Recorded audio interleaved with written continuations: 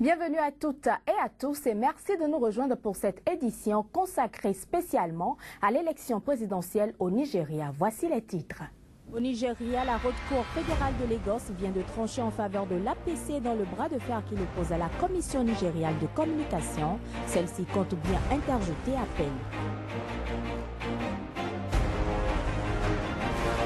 Des restrictions pour les élections prévues le samedi 28 mars, une annonce faite par le chef de la police nigériane.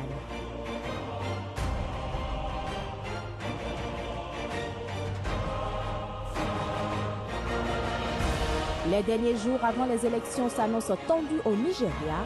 Les candidats font usage de tous moyens pour remporter le scrutin.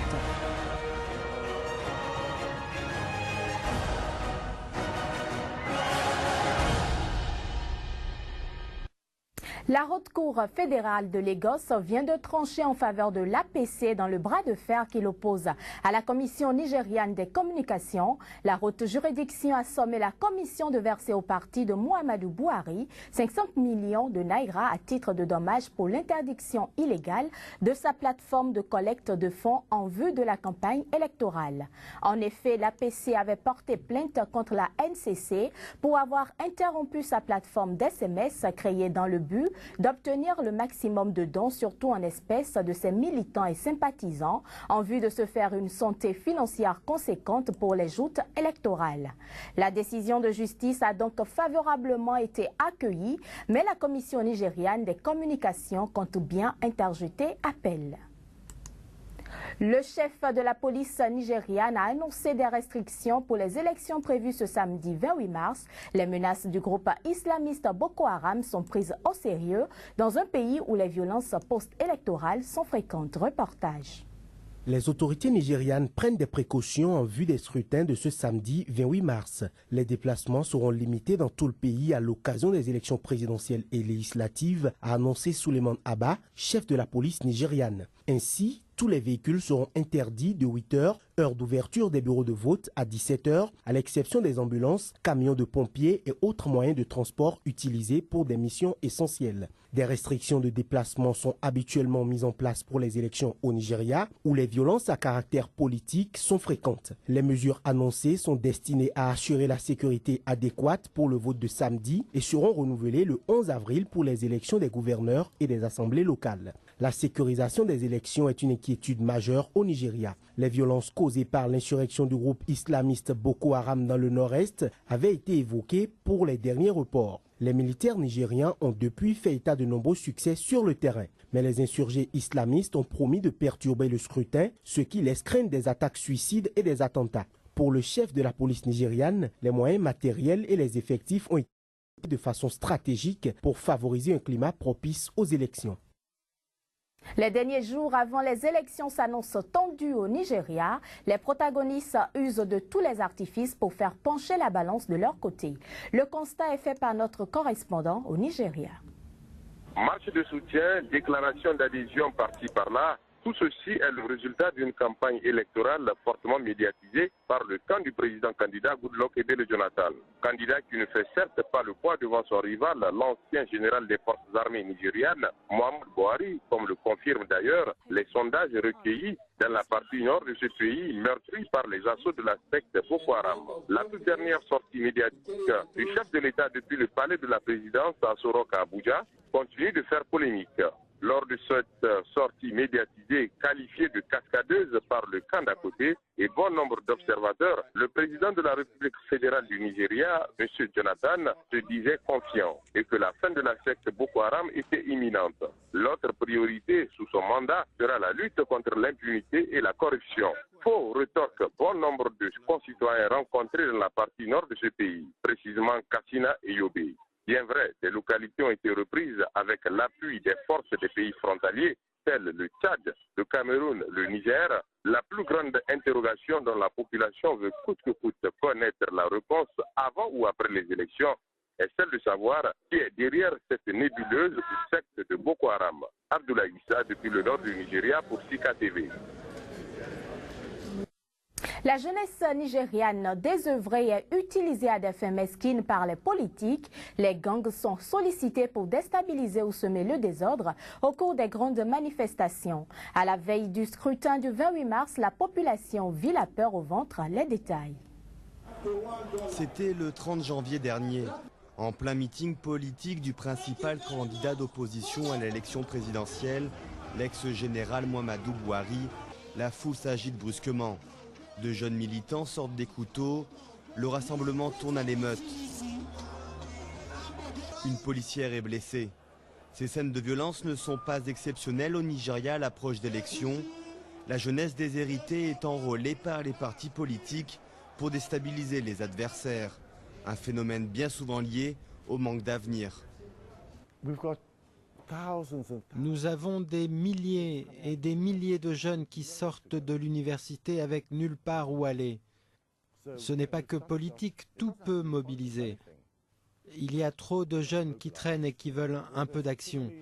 Tout ce que vous avez à faire, c'est de les rencontrer, les payer, et ils feront ce que vous voulez. Oshodi, un quartier populaire de Lagos. Ici, les jeunes ont la réputation de faire la loi et de former des gangs. On les appelle les Area Boys. Mais ces jeunes ne veulent pas s'exprimer devant une caméra. Sur le marché du quartier, l'activité ne cesse jamais et l'arrivée des élections fait monter la tension. On sent tous l'insécurité. Avec l'approche des élections, on ressent sérieusement l'insécurité. Un rapport de la Commission nigériane des droits de l'homme a fait état d'une 60aine d'incidents violents durant la campagne électorale ayant entraîné la mort de 58 personnes en décembre 2014 et janvier 2015. Le rapport souligne aussi le risque élevé de violence à Lagos autour des élections. Mais la présidente du marché, familière des difficultés de son quartier et aussi militante au sein du principal parti d'opposition, se veut rassurante. Maintenant, tout le monde prend les choses sereinement. Il n'y a pas de rancune, pas de combat. On se prépare pour les élections du 28 mars.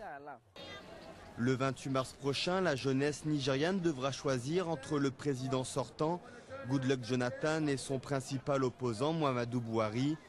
Une élection initialement prévue en février, mais reportée pour des raisons de sécurité. Un scrutin qui s'annonce très serré et laisse craindre des explosions de violence dans ce pays où 43% de la population a moins de 15 ans. À quelques jours de la présidentielle au Nigeria, les différents protagonistes tentent de rallier à leur cause les électeurs indécis. C'est le cas dans le nord et plus précisément à Kano, plaque tournante économique de cette partie du pays. Les précisions de notre correspondant permanent au Nigeria, Abdoulaye Issa. À quelques jours de la tenue de l'élection présidentielle au Nigeria, les différents tenors des partis politiques en lice pour ce rendez-vous du 28 mars 2015 sont descendus dans la partie nord du pays afin de rassurer leurs militants sur la disponibilité des différents candidats.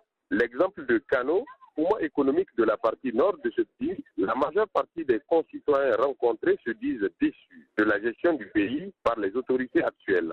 L'impunité, la corruption, l'arrogance des militants se disant proches du pouvoir, l'insécurité, tels sont les mots qui ont fragilisé l'économie de cette partie du pays. L'heure est à la sensibilisation de porte à porte sur comment voter, choisir son candidat et surtout voter dans la paix. Et oui, la paix. Ce pays en a tant besoin, comme le chantent les différents candidats. Goodluck Ebele Jonathan, président et candidat du parti PDP, et l'ancien général de l'armée Mohamed Bouhari.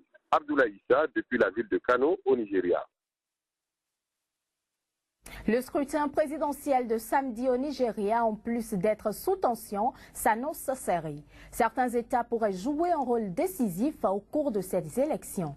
Quels sont ces États et quelles sont les raisons pouvant conduire les populations de ces régions à choisir un candidat au détriment d'un autre? Des approches de réponse à travers cet élément. Le Nigeria, pays le plus peuplé d'Afrique et première puissance économique du continent, se rendra aux urnes ce samedi 28 mars pour les élections présidentielles et législatives, annoncées comme les plus serrées de son histoire.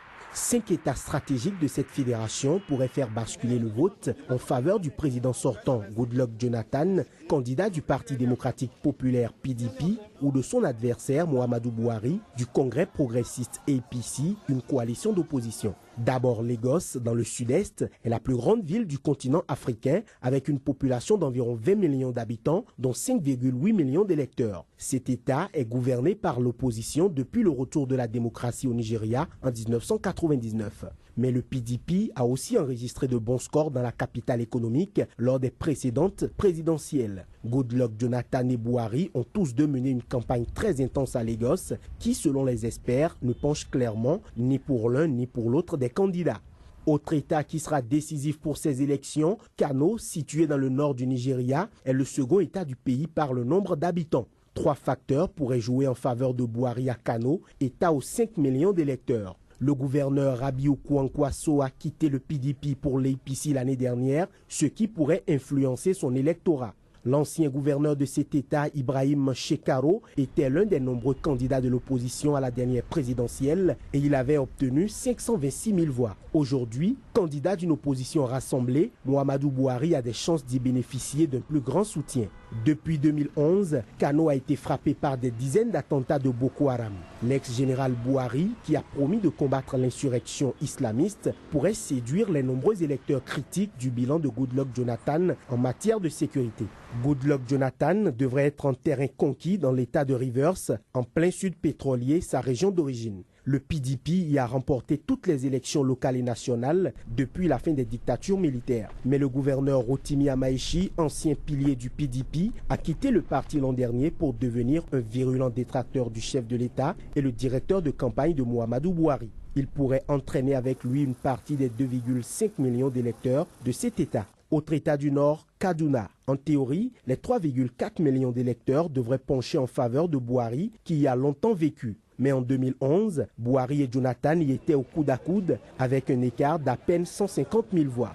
Borno, État du Nord-Est, a été le plus durement affecté par le groupe islamiste armé Boko Haram depuis 2009. La population devrait voter massivement en faveur de Buhari, le président sortant n'ayant pas su juguler les violences jusqu'à une offensive récente de l'armée nigériane aidée des pays voisins.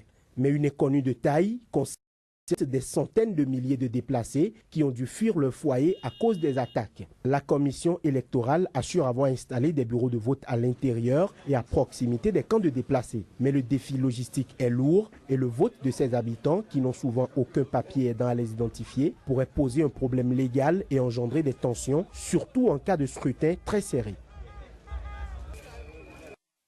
Madame, Monsieur, ce sera tout pour cette édition. Merci pour votre attention. Au revoir.